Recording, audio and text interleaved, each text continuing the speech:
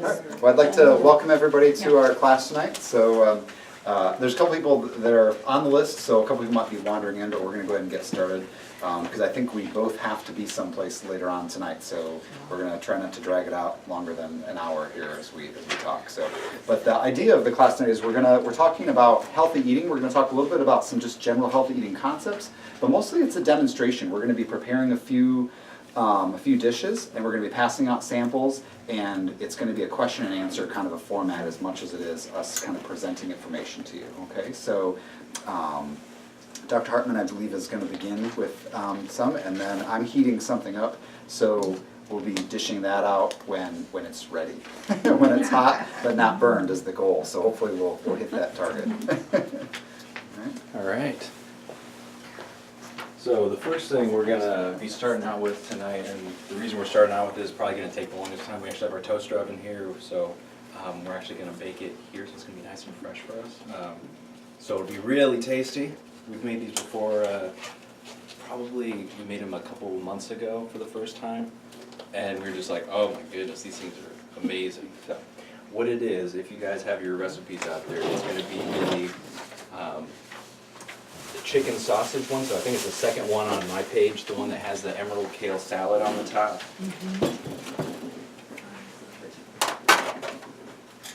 Need a trash can button. We do. One thing I didn't think of. A trash can with a liner, please. Alright, so we're starting out with some ground chicken here.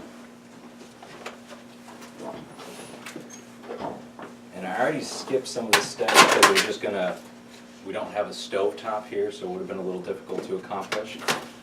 So I've already made most of the mixture that we're going to put in here, but I'll still show it to you guys as we're moving through here. You could use ground turkey? You could use ground turkey, yes, for sure.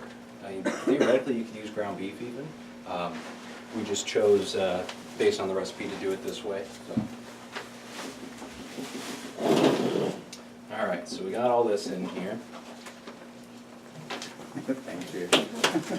And then this is the mixture. It has onions, and it has garlic, and it has sage, and then you cook it up in some coconut oil, and it becomes a very fragrant mix, and it just smells fantastic. So we're going to put this in here. And Tara, can I use? Do you have a spatula? Actually, what I wanted to do, I'm going to use my hands. So I need a tablespoon of the coconut flour out of here, and then a teaspoon of salt. Okay. Am I stealing your job? No, go for it. So a tablespoon? Yep, tablespoon of coconut flour. Like, do you do tablespoon like me, like this? Or do You want it like can that? be like, that's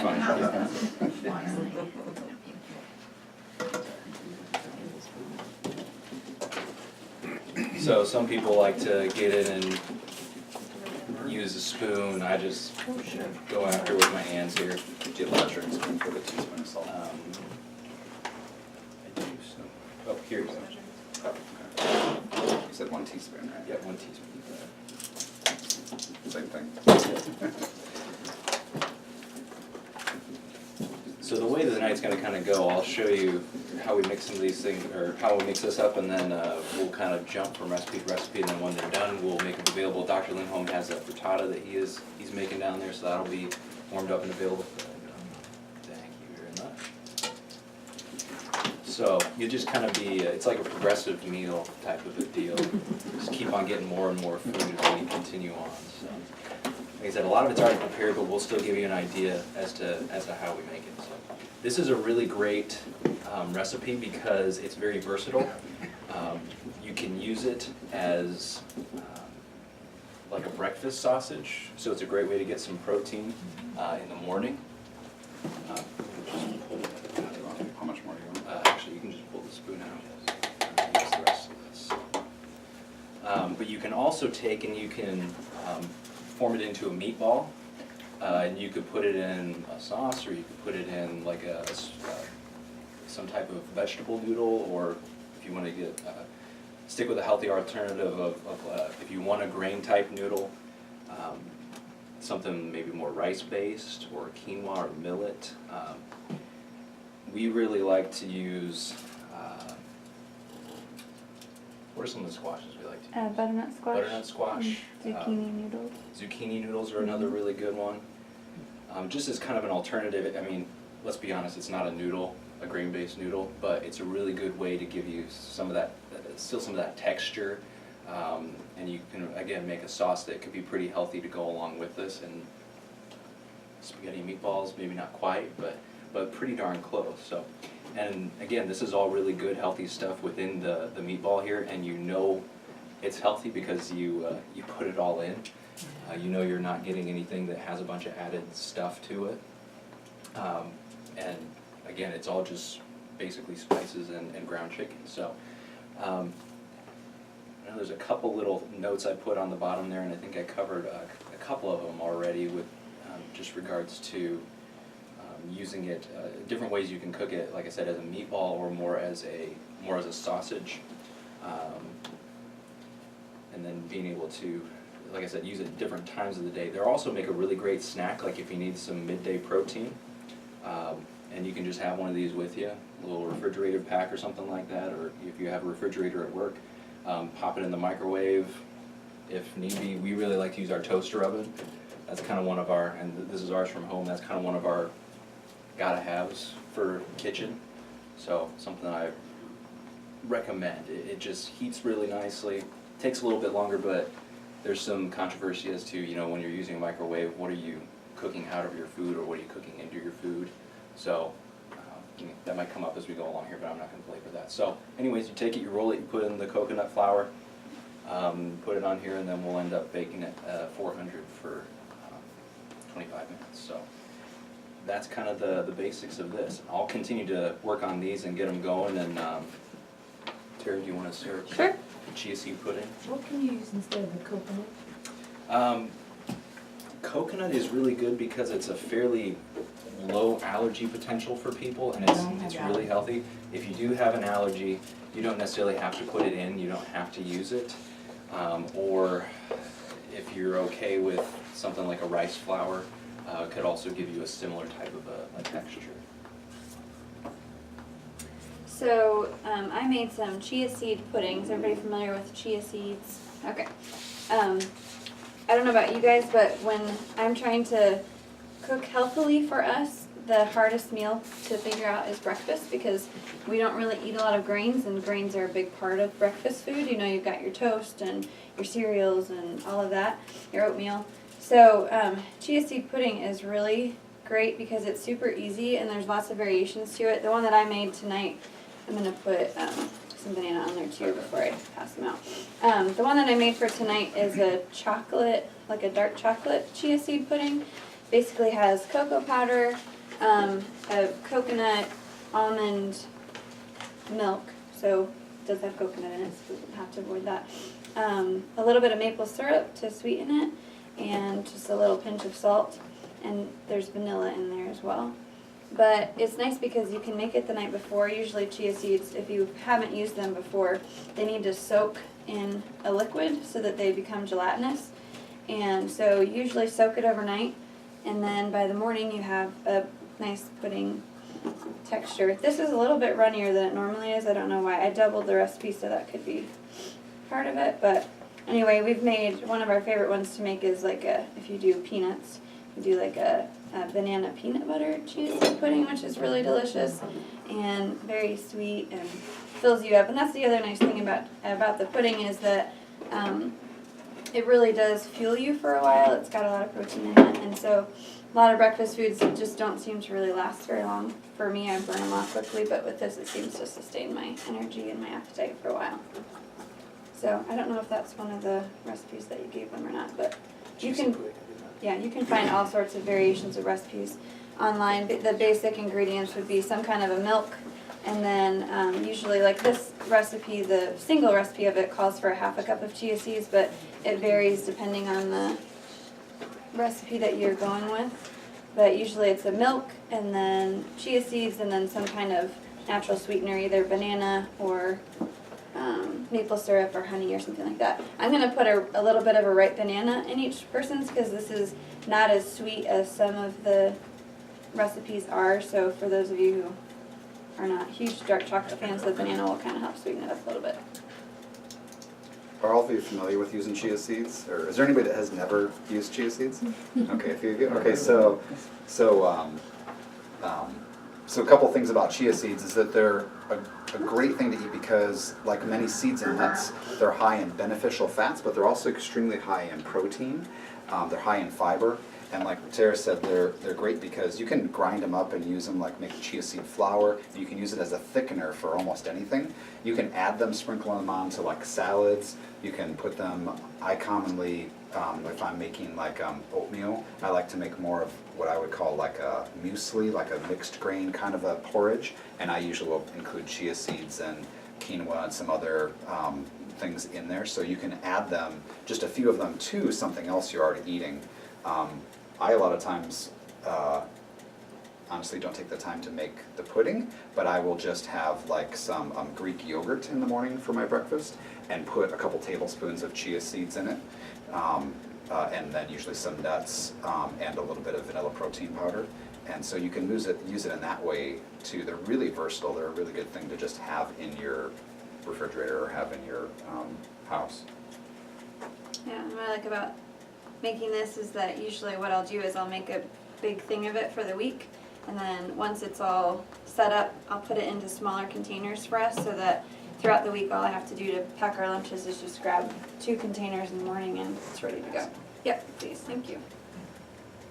So, did you say you're allergic to coconut? So you're gonna have to pass.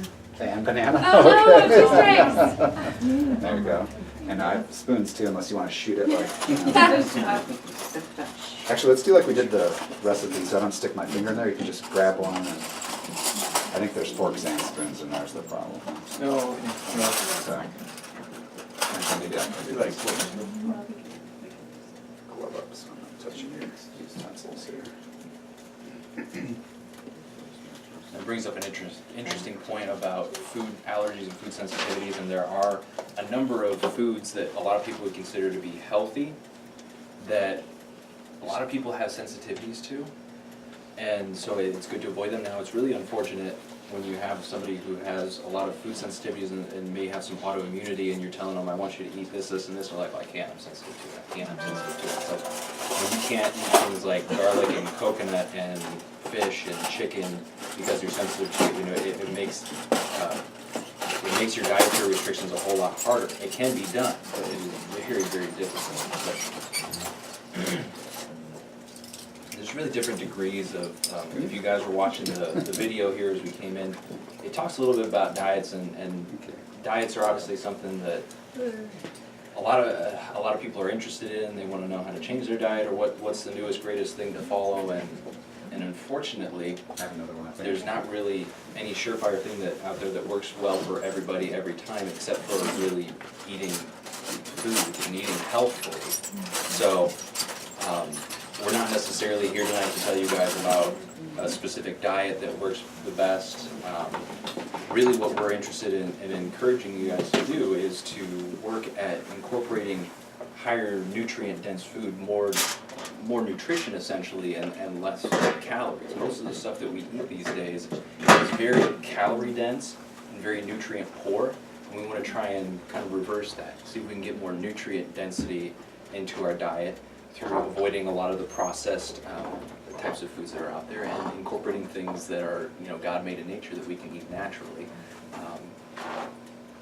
Even if it is, you know, touched up a little bit here and there, at least if you're eating something that if you're reading down the ingredient list and you can like recognize everything in there, it's much better than the alternative. And say just behind me, you see, I didn't explain this at all. These are just things that we've done over the years, and I try and help people. Dr. We work with people a little bit when it comes to their diets, and sometimes people just need ideas. And so these are just ideas and things that we've done over the years, that we've done cleanses and detoxes that are pretty darn good. And as you can see, I mean, this stuff is very, very just colorful and full of life. And that's really what we want to try and get into our bodies. It's the stuff that's not artificially colored and flavored, but the stuff that is naturally colored and flavored. And it can taste good, as you guys will see. Yeah, and I think that's a really important point to expand on. A lot of people think of eating healthy, or if they're thinking of starting a healthier diet, they think of of that as punishment, you know, that they're just going to eat carrot sticks and celery. And so that's one of the main driving factors for us doing this workshop the way we are tonight, is to show people that you can eat healthy food and still have it taste good.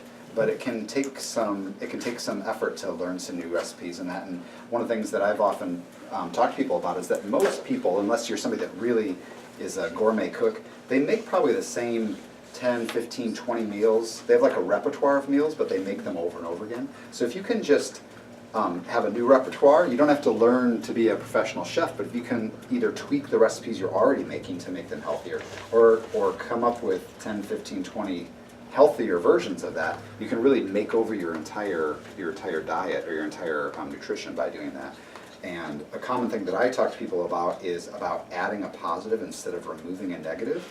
So another thing to make it not seem so much like punishment is when you're trying to make a change in your diet, is to try to think about adding the good things as opposed to just thinking about the things that you can't have or the things you're limiting in your diet. So you know, if you're hungry, think about grabbing a piece of fruit, or trying one of these healthy recipes, having a salad or something like that. And if you're still hungry for a piece of chocolate or a donut or whatever, at least you've eaten the healthy stuff first. And commonly what happens with people is over time, they find that their taste buds change also. At first, if you're somebody that's new to healthy eating, and you're used to a lot of the processed foods, real foods are super healthy, your body is going to just love getting them, but it's really not a level playing field. The things like Doritos and soda and that literally scientifically are formulated to make you want them. I mean, it's a whole science around the chemistry of trying to put some of the food additives in it aren't just preservatives, but food additives literally to make them taste better and make you almost be addicted to them. So it can take you a little bit of time to get used to eating real food, but it's so worth it in the long run. What I experience a lot with my patients is they'll start eating healthy, and their goal is to eat healthy to lose weight. But they'll find that when they relatively soon in the process, after they've only been eating healthier for a week or two, that they feel much better, but they haven't really lost much weight yet. But they're feeling better because they're getting better nutrients going to their body, and they're not eating the junk anymore. So, do you have something else you want to make next, or do you want me to do my salad next? No, I was thinking, yeah, we can do salad next. The pudding is really good. Good, I'm glad you like it. And it's really filling, which is kind of amazing for bean seeds and a little bit of milk, so How much protein would be in that little cup? it's a good question. I don't know. A lot. Would it be like 10 grams or? You probably need a little more than Yeah. that. If you look up like the nutrient facts for chia seed, I'm sure it would give you a good idea as to how much. I mean, and the amazing thing is you take a small amount of those and it's just, as it soaks up the liquid, so it's kind of amazing. It's not as many chia seeds as you think in a small little cup like that, but you know, this is not obviously what we would have for breakfast. It would be a little bit more substantial. About a half a cup is Yeah. what a serving size would be for us. Yeah. So, I wish I could tell you right off the bat, but.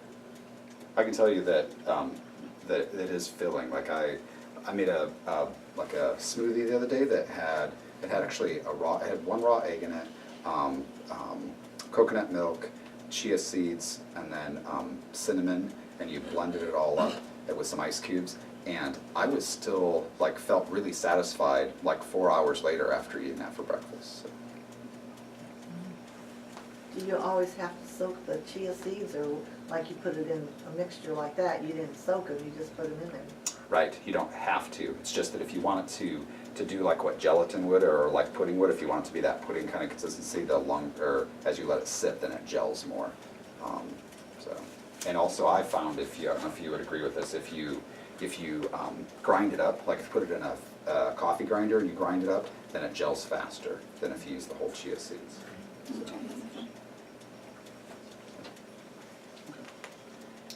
Do your salad next. Sure. You do. Okay. Because I think this needs a few more minutes. So Okay. we can serve that. We have a couple different salads we're gonna do, so we were debating which ones we were gonna do first, but. Kale salad wins. Yeah, kale salad wins this time. You guys love kale, right? This, I'm actually not a big kale fan, but I really like this salad. So, and you get to do some massage, Julie. With the kale. Out in front for that reason. Yeah. So, yeah, Julie, if you don't mind putting these gloves on. Julie's our massage therapist, if you don't know that.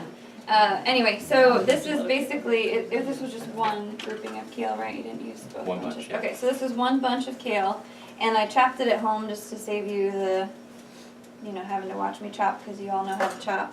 And then we're gonna put 2 tablespoons of olive oil in. Okay. And then I'm going to be massaging it for a few minutes.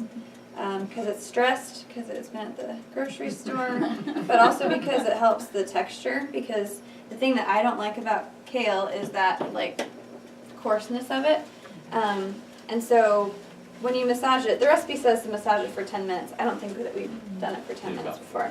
If you have a lot of stress yourself, it might be therapeutic for you to do Like a that. therapy ball? Yeah, well, that's yeah, just melting away. But it does kind of help to loosen it up a little bit so it's not as coarse and it's a little bit nicer on your tongue. But it's a really basic salad, so you just chop it up and then you put the olive oil in and massage it for a little bit until you get it to a point where you like the texture. And then we're going to put some salt, lemon juice, onion, and cucumber in there. So that's basically it. So the salt's going in now. It's happening. This is exfoliation process. So it's having a spa day. Yeah. So, whoop, oh, we lost one. Hey, welcome to church. Didn't like it. So I'm just going to do this for a few minutes. Just so you guys know, I didn't come up with all these recipes on my own. This is the book that both of the ones that we did here tonight came from, not the chia seed pudding, but it's called Autoimmune Paleo Cookbook.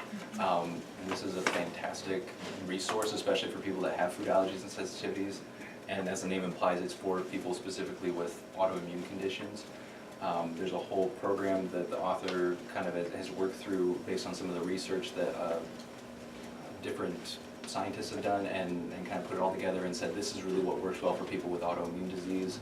And she's got lots of great information, and you can just see the pictures are just very, you just want to eat all this food. I mean, it really makes, eating healthy look attractive because, and she does a lot of really good stuff with the spices and everything. So this has been pretty much my favorite cookbook here since we got it a few months ago. And everything we've tried out of it so far has been really, really good. So if you guys want to take a look through it, it'll be up here at the end, and you can feel free to just peruse it a little bit. Like I said, just give you a couple of the recipes out of there. She also has a website, autoimmune-paleo.com, and she has a lot of her recipes for free on there, but she has a lot of really good information too. She and Angie Alt is the author of this cookbook. Again, really great cookbook, and they both blog together on there and post their recipes frequently, so you can find a lot of stuff for free. But I think it's a great book to have around the kitchen, and like I said, it's just a beautiful book to even look through. So All the oranges. just half of them. Do you guys want to talk a little bit about different food?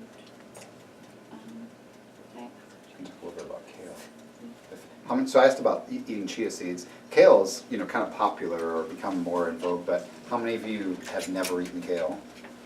Oh, okay, good. So you've all eaten kale. I don't know how I feel about it too. Yeah, none of your faces were happy though. So, you probably know this, but a general principle with food is that the darker color, like the more brightly colored it is, generally the more nutrients it has. So kale or spinach, the salad I'm going to make is a spinach salad, is going to have a lot more nutrients in it than like iceberg lettuce or even more than romaine lettuce. Kale actually, and mustard greens, Swiss chard, those dark greens have more calcium in them than almost any other food out there. Actually, it's a type of calcium too that's much better absorbed than the calcium that's found in like dairy products. So it's also extremely high in fiber. It's extremely low in glycemic index, not only in and of itself from what you're eating, but also there's something called a glycemic load. So if you pair this, if you have kale salad or a spinach salad as part of your overall meal, it will slow the rate at which the other foods get turned into sugar in your body. So if you're trying to lose weight, that's a good thing. If you're if you're a diabetic, type 2 diabetic, or even if you just have a family history of diabetes, or you feel that you might have a little bit of some blood sugar regulation issues, which many people have an undiagnosed problem where they don't have diabetes yet, but they're really heading that direction. Adding things like kale and spinach and that to your diet are going to help with your blood sugar levels also. Okay? So it's a great thing to purposely get into your diet. I think this is a great way to eat it. Another thing I wanted to mention is that there's different types of kale. In my garden last year, I grew a type of kale that was a flat-leafed kale. It wasn't the curly-leafed kale like this, and I purposely grew that because it's less tough. It tastes more like Swiss chard or like spinach, has more of that kind of a texture. It's just a little bit heartier. Kale will stand up better to cooking than like spinach. You know, spinach you put it in and you have to be ready to like serve it right when you're done cooking it because it cooks really fast. Kale will take a little bit longer to cook, and so although you're going to get more of the nutrients if you eat it raw, kale can be a really good green or a really good green leafy vegetable to add to soups and stews and things that are going to cook because it'll stand up longer. It doesn't turn to mush like spinach would if you put it in a soup or a stew and let it cook for long periods of time. Can I interject? I think a little seed came out, so just be careful. When you're Oh, eating, lemon it might seed? be a lemon seed. I was trying to watch for them, but you might grow a lemon tree in your stomach.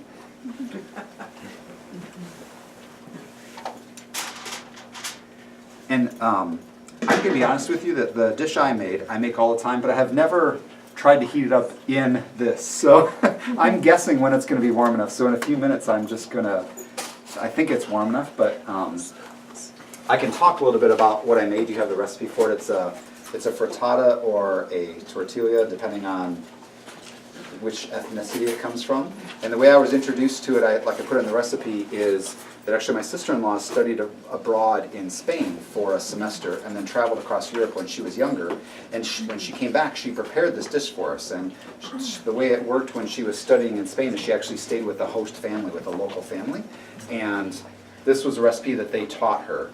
And the way they explained it to her was that it really was a common thing that they would make for breakfast, where they mostly, she called it kind of like they threw everything in except for the kitchen sink. So it was an egg dish, but they threw all kinds of vegetables in, and so they tended to just use whatever they had in the refrigerator or whatever was fresh, and probably whatever they knew was going to spoil if they didn't use it. Okay, so one of the reasons I like it is I love the way it tastes, but also breakfast in our culture in the United States, like Tara said, most people think of as breakfast being only just certain foods. Like you can have cereal at breakfast, or you can have, eggs and bacon at breakfast, but they don't think about adding many vegetables. And one of the things that every nutritionist will tell you is that you want to try to get 4 to 5 servings of fruits and vegetables in your diet each day. And over the hundreds of food logs that I've looked at with my patients, the most common thing that's not there enough is vegetables. So I like any way I can get people to add more vegetables to their diet. So I honestly make this because I love it, but also it's a great way to get my 4 kids to eat more vegetables because I can put this into a dish and they like it. So it's something that we often make like Sunday morning when we have a little bit more time. But like I put in the directions, I often make way too much, knowing that we'll never eat it all, because I also just put it in a glass container in the refrigerator, and then I can just cut little sections and heat it up, or honestly, if I'm running late, I'll just eat it cold as part of my breakfast throughout the week. So it really heats up that way. And a convenient thing for me is that I have more time Sunday morning to make a more elaborate meal, but I don't have time usually in the morning when the kids are going to school and I'm going off to work to do that. So this particular one today has onion, cauliflower, a whole bunch of broccoli, carrots, a little bit of red pepper, and a little bit of celery are the vegetables that are in there. Okay, so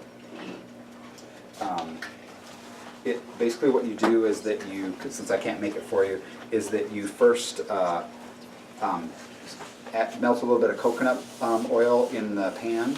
And that's something we were going to talk about, is that when I make my salad, it's going to be an olive oil based salad. Coconut oil is a great oil for cooking with. First of all, coconut oil is a very healthy oil to get in your diet.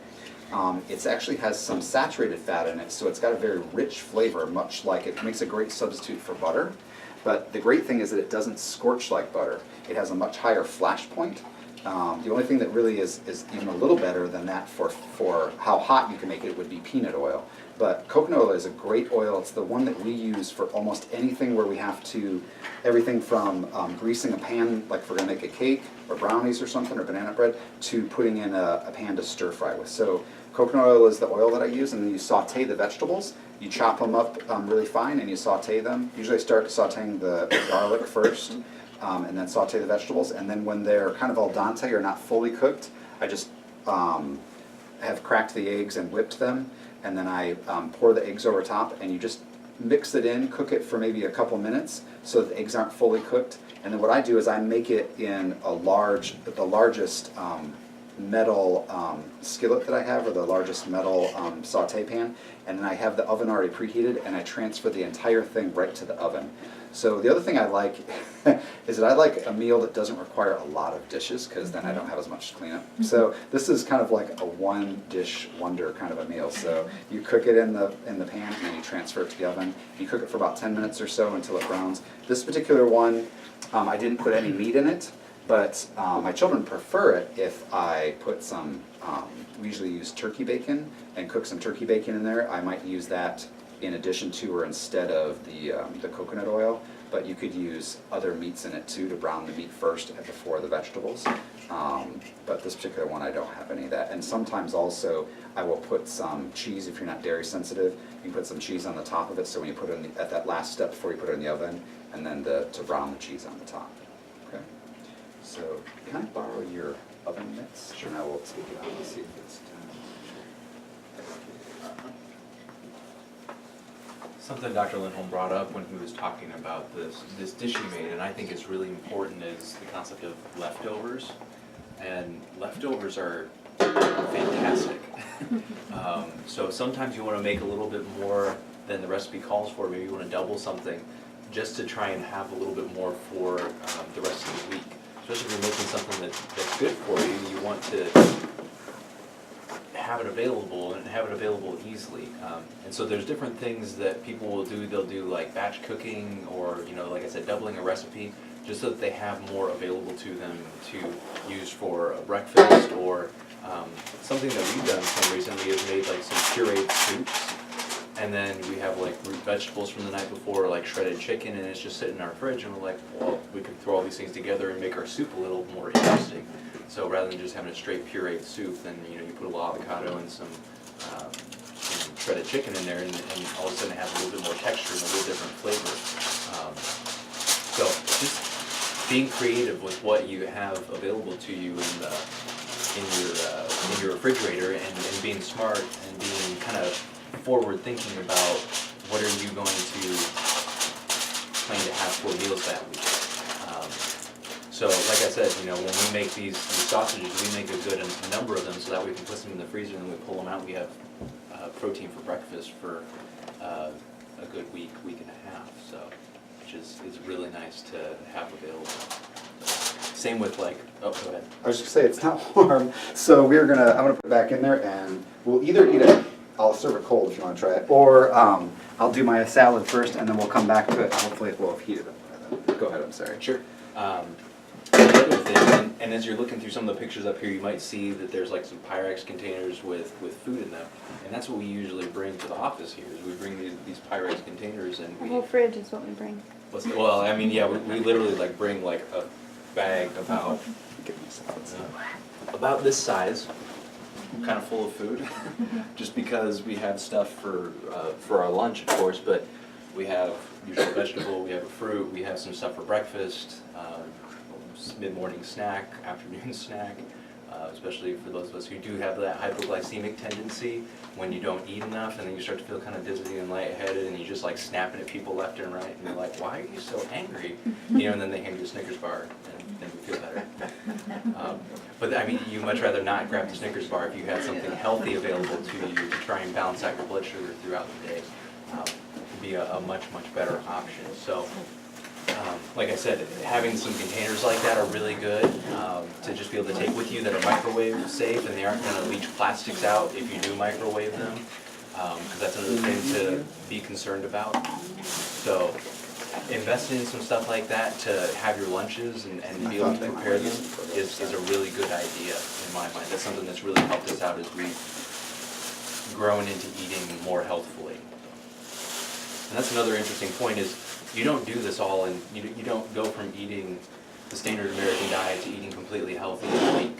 I mean, you can, for people that need rapid lifestyle change, especially like we talked about earlier with autoimmunity, that is sometimes what is needed, or if you're doing a detox. But a lot of people, that would just be so much, they would get so frustrated, and they will buck that really quick, because they're like, I don't want to change my entire eating system right away. So we encourage people to do things gradually and slowly, unless there is, of course, a reason to make that change more quickly and dramatically. So I'm going to make a spinach salad.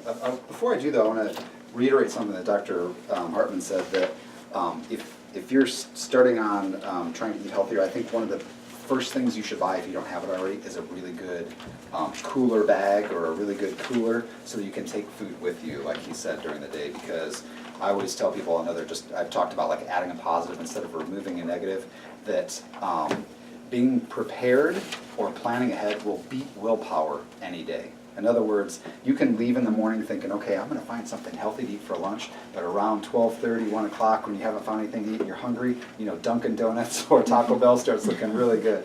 So just having the food prepared ahead of time really will pay off when you're trying to eat healthier. So I felt kind of silly about making a salad, because I thought, well, everybody knows how to make a salad. But when I was growing up, I grew up on a farm, and we had lots of really healthy food. Now looking back, we ate organic all the time because we had a big garden, and our beef was all grass-fed organic beef, although we didn't call it that, so that's just what we did, how we raised it. But with salads, when I was a kid, salads at our house were pretty much romaine or iceberg lettuce, and they were also pretty much savory kind of salads, not sweet salads. And when I was an adult, I got introduced to adding berries and making my salad a sweet kind of a thing. And it's something that I was never really exposed to as a child. So this salad is kind of a sweet salad, and my dressing is kind of sweet. So all this is just organic baby spinach that I put in here. Is there anybody that's allergic to blueberries, raspberries, and blackberries? Oh, wow, cool. How about almonds? Anybody allergic to almonds? Oh, great. Okay. Anybody that's dairy sensitive that can't have feta cheese? Awesome. Okay, good. Okay. All right. So I'll add feta cheese just at the end. Right. And the So balsamic, does that have sesame in it? it does not. No, the whole recipe is there with the balsamic. So it's I'll talk about the dressing in a minute. Okay. So one of the things I wanted to mention is that I bought real berries.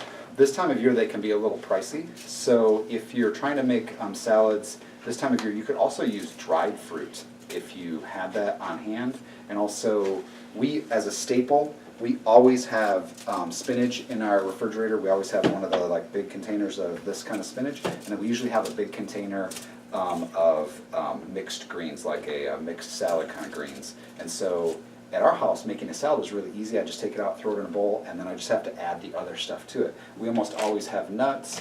The salad dressing is really easy to make. I'll talk about that. But the berries, like I said, we may or may not have, depending on if they're seasonal or not. So dried fruit can work really well also. Okay, so it's nothing really complicated. I'm going to put some blackberries in here. So spinach, we already talked about greens and how healthy they are, but berries have some of the highest levels of antioxidants of any foods, especially blueberries. And they also are, again, for a fruit, they have a low glycemic index, which means they don't get turned into sugar fast. So if you're somebody that's trying to lose weight, or if you're somebody that is diabetic, then berries are something that you can add to your diet, especially if you want something sweet, without having to worry about it affecting your blood sugar levels nearly as much as even some other fruits like bananas and mangoes and grapes you have to be a little careful with because they have a little higher glycemic index. So, and I already washed these, just so you know, but there's a little leaf in there still. And then the other thing about adding the fruit to it is it makes it more like a whole meal. And so you could make this salad and serve it as a side dish if you had a nicer meal, or you could make this your entire meal, especially if you put like a chicken breast or a piece of fish or something over it. But honestly, even just adding the nuts and adding the cheese gives you some protein and some healthy fats. So this could be an entire like light lunch for an entire meal.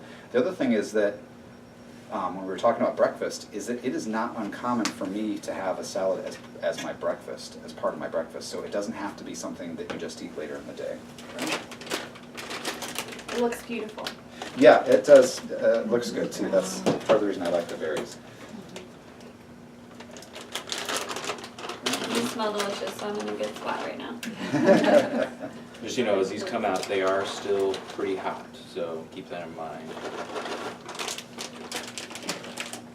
And the salad dressing, you have the recipe for that separately on a separate sheet of paper. So most people buy their salad dressings nowadays, but salad dressings are a great way to get actually healthy stuff in your diet. So this one is what I would call a basic balsamic dressing, and I like to experiment with my dressings, but I didn't go overboard with this one. It just has rosemary and some garlic in it. But the main ingredients you'll see on the list is that it's Bragg's apple cider vinegar, which has some probiotics in it. So similar to the beneficial bacteria that we found in like yogurts, Bragg's apple cider vinegar has some of those beneficial bacteria in it. So that's part of the reason I use the Bragg's vinegar. It's also less expensive. Good balsamic, like especially like a 12-year balsamic vinegar, is going to be more expensive, but it's very sweet. If you think of vinegar as being tart, like the Bragg's vinegar, apple cider vinegar, balsamic vinegar is not. It's very sweet. So this happens to be in here actually a raspberry balsamic vinegar that I had at home, and then olive oil is the other ingredient that's in there along with the spices. Okay, so a little secret, or not a secret, but oils can go rancid or go bad. So once, you know, with any oil, once you buy it, you want to consume it, you know, fairly quickly, and light and heat breaks it down or makes it go rancid. So you want to keep your oils like in your pantry, not sitting out in the sun. But you don't have to refrigerate this. If you're gonna make this and consume it within a week or two, you don't have to refrigerate it, because if you put this in the refrigerator, the olive oil will turn solid. And then when you want to use it, you'll take it out, and you won't be able to use it unless you let it sit on the counter for quite a while to come to room temperature, okay? So, is there anybody that doesn't want salad dressing, or prefer not? Okay, so I will serve yours up first here.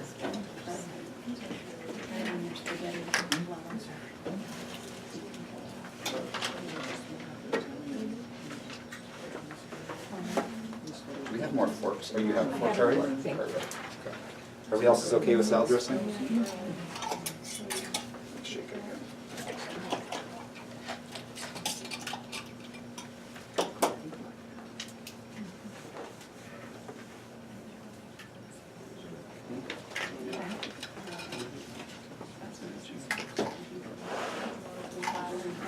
This here is an example of something that we made with the butternut squash noodles, and then a pesto sauce, and then shredded chicken in there.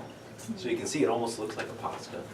It's not a pasta, but it really does give you kind of that illusion of having pasta. Because I know pasta and grains are just something that's really hard to give up, especially if you're doing a specific diet that you're trying to avoid grains. So it's something that can kind of help out along the way if you're having some issues with that. If you're diabetic, is it good to have the gluten-free pasta? Say that again? If you're diabetic, is it good to have the gluten-free pasta? Is it better for you? It's just a lot of carbohydrate if you get a pasta that's grain-based.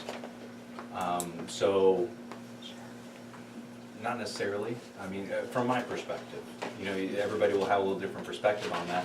I say going gluten-free is the smart thing. If you were here for the workshop I taught in January, we talked about some of the reasons why. And we have it recorded in case anybody missed it and wanted to hear that. But the question was, is going gluten-free, is that good for somebody who has diabetes? Especially for somebody who's type 1 diabetic, where that's autoimmune in nature, and autoimmunity has really been tied into gluten consumption. Avoiding gluten, I think, is a good idea. And it doesn't always necessarily mean that going and doing like everything rice or everything potato or anything like that is really a better idea. I don't know if you guys have seen, there's a brand out there, and I'm not trying to slam any brands, but it's called, was it Everything But Gluten? Everything but gluten. Everything But Gluten. So it's like there's no gluten in it. But then you start looking at the other ingredients, and it's got corn and potatoes and soy and stuff that, again, we would encourage people to avoid. And I know a lot of those things are very difficult to avoid, just because they're very plentiful and very common in all the foods that we eat, unfortunately, especially the stuff that you get towards the middle of the store, the processed things. But the more you can stay away from those things, the better off you are. And with this whole gluten-free thing that's become so big, and it's not just the thing that I think is going to be a fad, it's really, people are going to live healthier, better lives because of it. But you have to be careful because it's just full of other stuff that isn't always necessarily good to be exposing yourself to in high amounts either. It's kind of like when you see something that says fat-free. Usually fat-free is just full of a bunch of sugar. Or to make it taste good, yeah, or some sort of artificial flavoring. Because if you get rid of the fat, you have to replace it with something, or else it's not going to taste very good, honestly. Same with like sugar-free stuff. You might see the fat content go a little bit more, or you might see that there's a chemical name in it that you don't recognize, and that could be something artificial to try and make it taste better. So going sugar-free, going fat-free, just because the label says so, is not always the best idea. Just because it says gluten-free doesn't always mean that it's a good thing to buy. I was watching this movie, a documentary one time, and they were talking about being vegan, and this one girl was like going crazy because she's like, oh, Oreos are vegan, and she was just like picking out Oreos, and she's like, but I'm not, hurting animals and this and that, but she, you're kind of missing the point there. We don't want to eliminate something bad just to fill it with something else that's bad. So, and that's where it really helps to be educated as to what is good and what is bad. And again, there's different viewpoints out there, but that's where you kind of have to take everything with a mind that is just open, but is also thinking very smartly at the same time. So, and that's where a lot of these resources that we talked about a little bit earlier, and some of the websites that we talked about, or the website we talked about. And there's another one called Paleo Mom, and she wrote a book. It's Dr. Sarah Valentine. And she wrote a book called The Paleo Approach. And you guys have probably heard about paleo diets, I'm assuming. Maybe you don't know exactly what it is, but she outlines a very specific Paleolithic approach to managing autoimmune disease, because that's how she helped herself get healthy and better.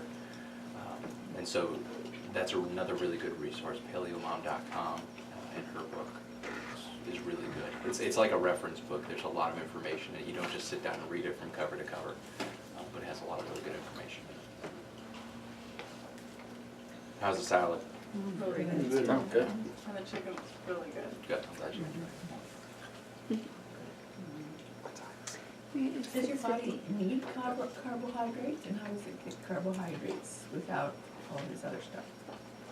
Yeah, go ahead. Right, so that's a really good question, because what I gather from your question is that you assume that you're not currently eating carbohydrates right now, but you are. So the best form of carbohydrates is fruits and vegetables. They contain carbohydrates. So most people, like your question would kind of allude to, think that carbohydrates are just, pasta, rice, cereal. So you can be extremely healthy and never consume grains or processed foods. As a matter of fact, not that we're necessarily advocating a strict paleo diet, but a strict paleo diet, that's exactly what you would do. You wouldn't eat any grains. Most Americans have it the other way around. They think, well, I can just never eat fruits and vegetables and be really healthy, and that's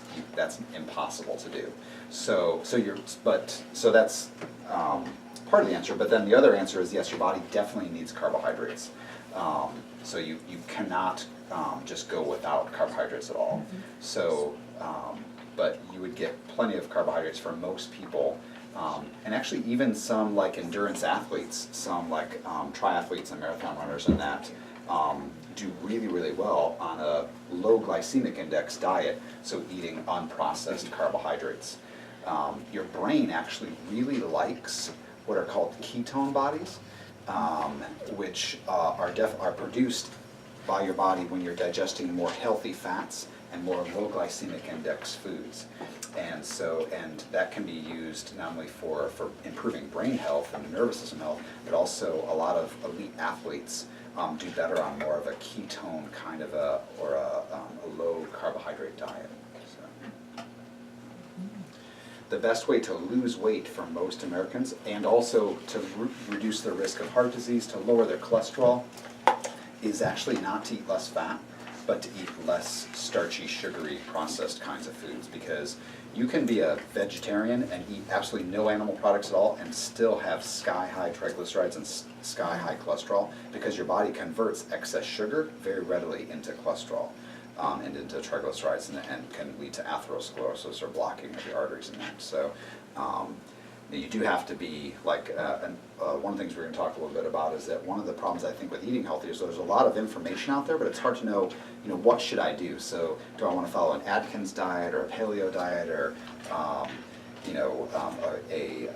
a zone diet? What do I want to do? And so, so you do have to be cautious because, for example, avoiding all carbohydrates altogether would not be helpful. You do need some healthy carbohydrates, and you need to be selective about your proteins and your fats to get good protein sources and good fat sources. So I wouldn't recommend you make, pork sausage your main, or pig bacon, pork bacon your main protein source would not be a healthy thing to do. But it's okay to eat some of that stuff occasionally. You actually do need some saturated fat in your diet. So. Fat is actually one of those things that we've kind of demonized, is like it's going to give you heart disease and atherosclerosis. And really what they're finding is people that do a low-fat diet are much more prone for brain degeneration and brain problems later in life, because we need fats to be able to build a healthy brain and to insulate our nervous system appropriately. And like Dr. Lindholm was saying, if you're following more of a low carbohydrate, higher protein, higher healthy fat diet, that's actually neuroprotective. It protects our brains and our nervous system, as opposed to people that pig out on carbs. Even if those carbs are healthy carbs, we need a balance of everything. And sometimes going more towards a ketogenic diet is something that we do from a neurological perspective with patients to try and bring them to a point where their body can function a little bit better.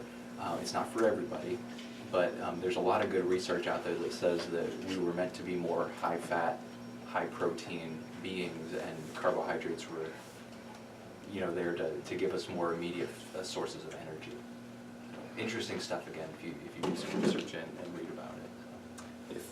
I don't know if you've heard of this, but there's a common thing that nutritionists refer to, and they call it the French paradox. And it's actually not just the French paradox, but there's also like a Russian paradox and a Polish paradox. And basically what it means is that many of those cultures, they have a diet that's much higher in fat than the American diet, yet they have a much lower incidence of heart disease and cancer and many of the health problems we have, because they're really eating more like we would advocate. They're eating more healthy fats and fewer starchy, sugary kinds of foods in their diet. So. I was just thinking, as we're coming down, because I know we're getting low on time, and we'll let Dr. Lindholm check that, and Tara, if you want to jump in on this too, but I was just thinking about if there was one food, like staple, and then one thing I needed to have in my kitchen, what would it be? Oh, there, right here. I'll give you that. Thank you. And I think I would say probably the thing that we use on a daily basis is coconut oil, just for so many different things. I'd say that's probably one of the main staples of something to have. Just coconut in general. There's coconut aminos that you can use in place of soy sauce.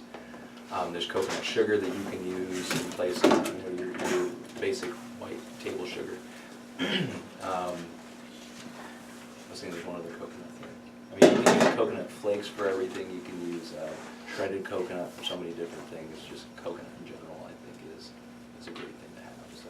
There's different types of coconut oil out there, like virgin coconut oil, I think, and I can't remember all the different varieties, but which is the one that you recommend?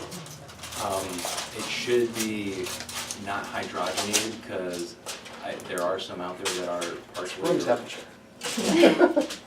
Do you have imagination? I'm trying to think.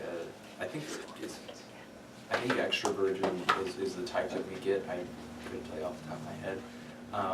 But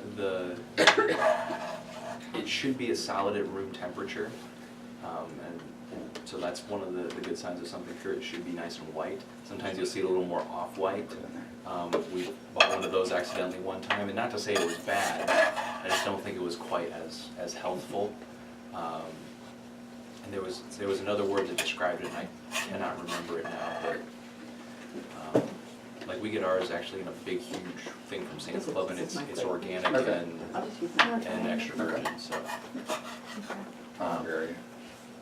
So yeah, there's a lot more of the stuff that's becoming more readily available and at cheaper prices, which is really nice for those who are trying to eat healthy. We have two kinds of coconut oil at our house. We have the kind that he's talking about that my wife buys at Sam's Club, and it still smells like coconut, and so it's relatively unprocessed. And I prefer that, even for making something like this, or I use it for like, not that this is necessarily a healthy thing, but I love making homemade popcorn, and I use coconut oil as the oil to cook the popcorn in. But my wife doesn't like the coconut smell in foods that she doesn't associate with something that should be coconutty, I guess. So we have another brand that she buys that I don't know how they process it, but it's coconut oil, but it doesn't smell like coconut, so it doesn't smell like dessert into her mind, I guess. So That would be the thing I would be like my main staple is just anything coconut based. And like I said, usually it's not allergenic to most people, and it's very healthful. It feeds your good beneficial bacteria in your digestive system. It's a healthy fat for building that brain function. But yeah, if you're sensitive to it, you can find other options, unfortunately. And then the thing that... What is the option? What are the other options? Oh. You can cook with animal fat, which a lot of people are kind of like, oh. But it really is, I think it's okay as long as you're using it in healthful amounts, not just like... well, it depends on how the animal is raised. So if it's a free range, pasture, bigger cow, then grass-fed. it's going to be healthier. Yeah. Definitely, that's a good point. And usually people are a little bit better with that. There's less people that are sensitive, I would say, in those cases. And that's better than using olive oil? Because if you cook with olive oil, it will go rancid. You'll smell it when you heat it past a certain temperature, like Dr. Lindholm was talking about flash points earlier, and it'll be like, oh, it doesn't smell so good anymore. So olive oil is really good at a lower stable temperature. Coconut oil is really probably one of the best, and sesame oil and grapeseed oil are also pretty heat stable. So those are another two ones that are good to cook with. I think avocado oil is also supposed to Avocado, be. yeah. Yeah, and that's another very healthful one.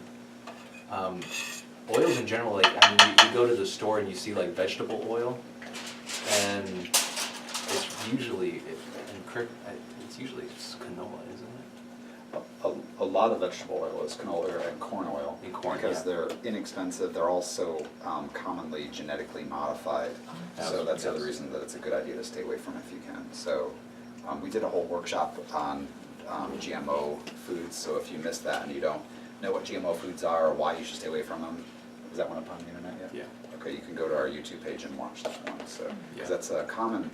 It's an issue that a lot of people don't know about, or they might have heard the term GMO, but they don't know why they should avoid those foods. So, part of the reason I wanted to serve this egg-based dish is to also talk a little bit about eggs. When Dr. Hartman was talking about staples, is that eggs are, and also one of the issues I hear commonly from patients is, well, I'd like to eat healthy, but it's really expensive to eat healthy. Well, there's a whole bunch of issues with that. I think one of the issues is you can either pay for healthy food now or pay your doctor later. So I think that's one issue. But then another issue, because we have a family of 6, we have 4 children, my wife and I, so I do understand that it can get expensive to go to the grocery store. So eggs are a great protein source that are relatively inexpensive. And if you buy free-range eggs, or these happen to be England's best omega-3 eggs that's in this dish, They're loaded with omega-3 fats like you get from salmon or grass-fed beef, so that can be a good option. And actually, most of our eggs, though, we get from a local farmer that are not certified organic, but they're organic, free range, and they're fresh. They taste so much different. They even look different. The yolks look a brighter orangish yellow color than the eggs you buy in the store. And the only downside to fresh eggs, if you've never used fresh eggs, is that when you hard boil them, they don't peel very well. And I had somebody tell me, well, if you want them to peel like store-bought eggs, leave the eggs sit out on the counter for 2 or 3 days and then hard boil them, and then they'll peel better.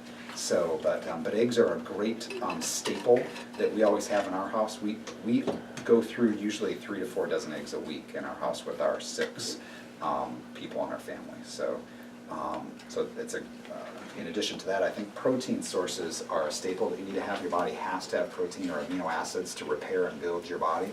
And those also tend to be the foods that, or the types of the meal that take the longest to make. So you can throw together fruits and vegetables relatively quickly, especially if you're eating fresh, like uncooked things like salads, but the protein takes a little longer. So I would encourage you, if you're not in the habit of doing this, of pre-cooking some protein ahead of time. So making something like the chicken that Dr.